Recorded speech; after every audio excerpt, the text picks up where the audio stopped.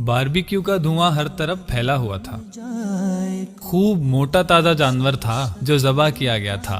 सब कुछ बांट कर जो गोश्त बच गया था, आज उसकी बारबेक्यू पार्टी रखी गई थी।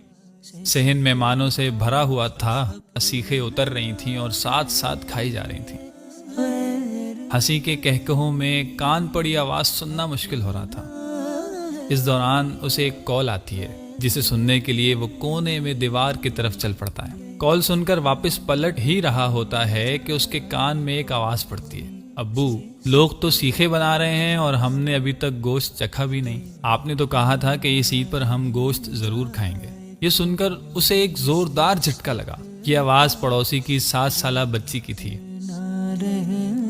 घर का मंजर कुछ यूं था कि बच्ची बाप के पास मौजूद है और उसका बाप चारपाई पर सर झुकाए बैठा है।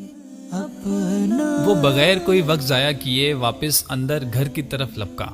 बच्ची के अल्फाज उसके कानों में अब तक हथौड़े की तरह बज रहे थे।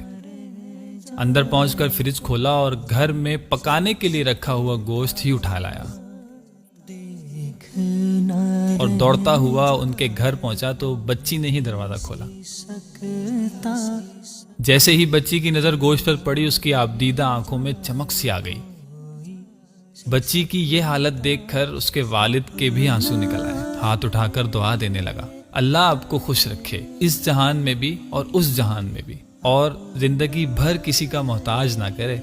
उसे ऐसा लगा जैसे जिस्म में सुकून की एक लहर दौड़ गई हो और कुर्बानी अल्लाह ताला की बारगाह में कबूल हो गई हो। सामीने किराम, हम अपने खाते पीते घराने के दोस्तों को दावत पर बुलाकर समझते हैं कि बड़ा सवाब कमा लिया। क्या हमने कभी ये सोचा है कि हम इन गरीबों का हक उन तक पहुंचा रहे हैं या गाफिल हैं? अगर गाफिल हैं तो हमें इस गफलत से निकलना होगा। अल्लाह ताला से दुआ है कि हमें हर तरह की गफलत से बचाए रखे। आमीन।